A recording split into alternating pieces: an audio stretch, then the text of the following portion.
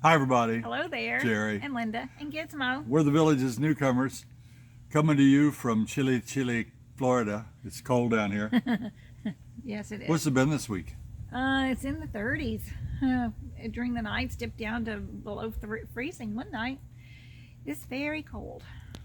It's up to 50 degrees right now, so feels a lot nicer. Yeah. We still are out. We're outside for you. We wanted to film it out here in these bitter 50-degree conditions. But it's sunny and Just kidding. It's not bitter. 50 degrees, not bitter. no, it's not bitter, but it is nice and sunny and It's a good beautiful. day. Going to play golf after a while. All right. Want to take a minute to thank Bruce and Debbie. Quite a while back, they sent us 4 of these. It's called a challenge coin, and it's a salute to the military, and we've been holding on to those, going to give them to our sons when we saw them. This week we've been lucky to see 2 out of our 3 sons. They're all military. 2 of them came today. One of them hadn't been here for a full year. Yeah. So it was great to see him, and we passed those along. So Bruce and Debbie, thank you for being so considerate and remembering our servicemen and sending those to our boys. Appreciate it very much. Very kind. It's Mailbag Monday, and we've got a nice collection of questions. All came in this week, and we're going to share those with you. If you have questions for us, you can send them to our email address, villagesnewcomers@gmail.com. Some of you have been sending snail mail, and we appreciate that as well. But it's not been getting here because you put our names, Jerry and Linda, at the top. For some crazy reason, the automation at the post office only recognizes Villages Newcomers, Post Office Box 888, Fruitland Park, Florida, 34731. People that have added our names on there, which is totally logical, Yes. kicks those packages and Sends them back. I letters think. out and sends them home. Just Villages Newcomers. Send those questions in and we will try to use them on Mailbag Monday. Our first question today was hand selected by Gizmo because it's about dogs. Yeah. It's from Tom Miller. Tom asks, are there any size restrictions for dogs? He has a Great Dane. And the answer to that is no. We see Great Danes, don't we? We do. I have a friend that has one. Yeah. And they get quite large. They get huge. We had one. His name was Zorro. Oh, he was beautiful. Black all over with a white chest. He was magnificent. But you know, why would you want a Great Dane in the Villages? You would have to, when you make your walk around the neighborhood with him, you would have to carry a shovel and a garbage bag. You know, we follow this guy with a spoon and a baggie. Aw. You know, it's so convenient. But everybody loves their dogs. So, Everybody does. yeah. We loved our Zorro. He was huge. Yeah. I think he weighed almost 150 pounds. He would back up and sit on the couch. Like Great he dog. would. But all dogs are welcome, and we understand there's a limit of 2 per household. I don't know if that's enforced or not, but I think that's written in. Could be wrong on that, like most things, but we understand limit of 2 dogs, no size restrictions. Thanks for the question. While we're on the subject of dogs, here's another question from Carol. She doesn't really like dogs, I don't think, because she wants to know, I'm not an animal person. I need to understand what's allowed. Are dogs allowed at the pools and at festivals and things like that? Oh, yes, they're allowed just about everywhere. I have actually seen them in the Home Depot, and one time I saw one in the Walmart marketplace, which really surprised me. But maybe it was a service dog. But they are allowed just about everywhere. Outdoor patios where you eat, they'll let you have a dog. Of course, it has to always have a leash. Right. I mean, we'll see them at the farmers market. You see them at the festivals. You see them at the town squares. So dogs are welcome. A lot of the businesses have water bowls out front for them. Right. Carol had another question, and we do get this from time to time. People want to know about cell service. What company is the best? Of course, we don't know because we haven't used them all, and we only can speak for ourselves. Verizon works very well here.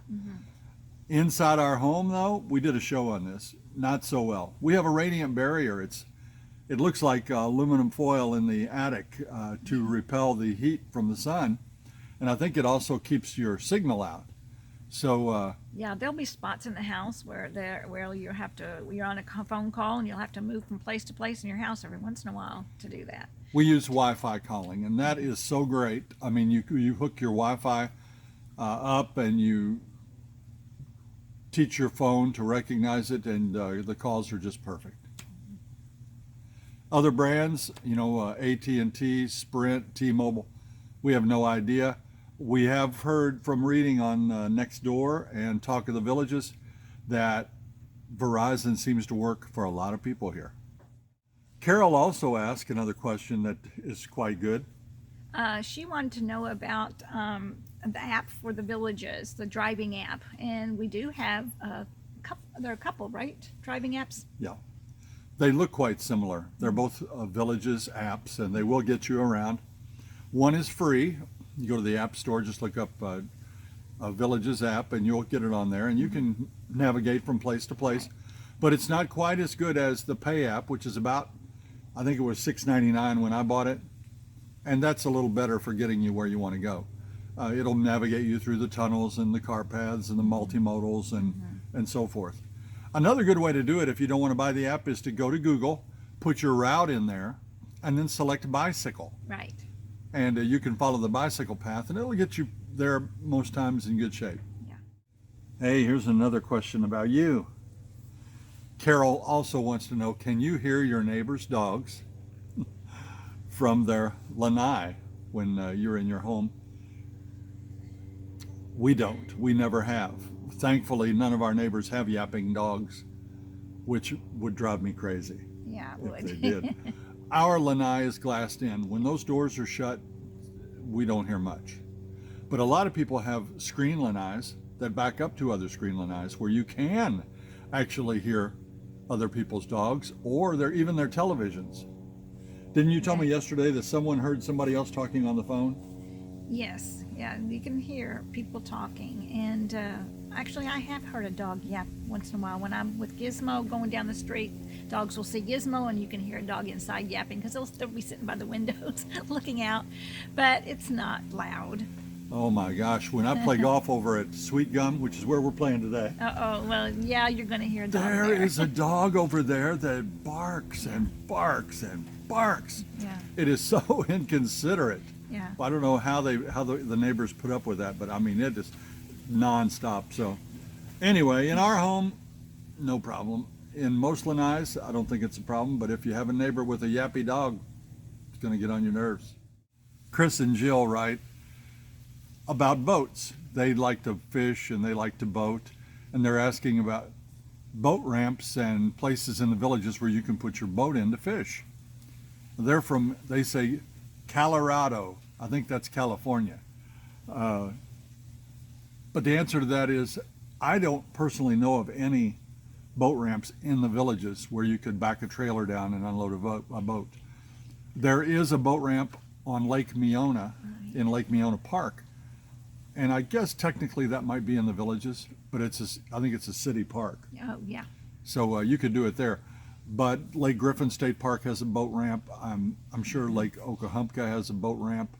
Lake Harris for sure does. Oh, there's a lot of lakes around Yeah, we're here. surrounded by lakes. It's a very popular national bass fishing mecca here. So there are going to be places you can put big boats in. And I have seen people pulling trailers with boats on them in the villages. So I know there's people fishing around here everywhere. So As far as boat storage, you would have to get a storage unit. There are a couple in the villages. There are a lot just outside the villages, and you'd have to rent a place to store your boat. That is, of course, unless you can keep it in your garage. If your garage is big enough, you can keep anything you like in there. There are even some garages that will house RVs here. So you can keep boats yeah. inside your house if your garage was big enough. Anita from Chicago asks about, is there life after golf? If you don't golf, what else is there to do? There's plenty to do.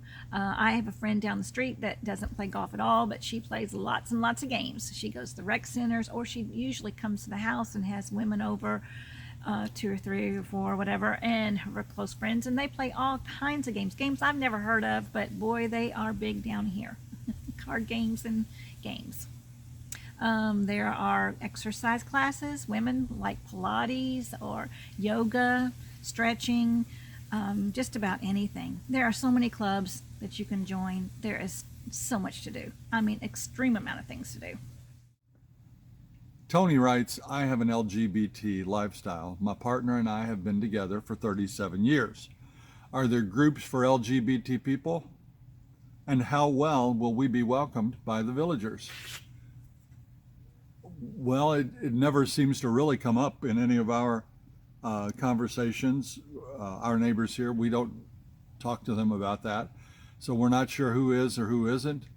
My understanding is there are clubs for LGBT. In fact, just yesterday, I made arrangements and we're going to be doing a show about that, so you can find out more.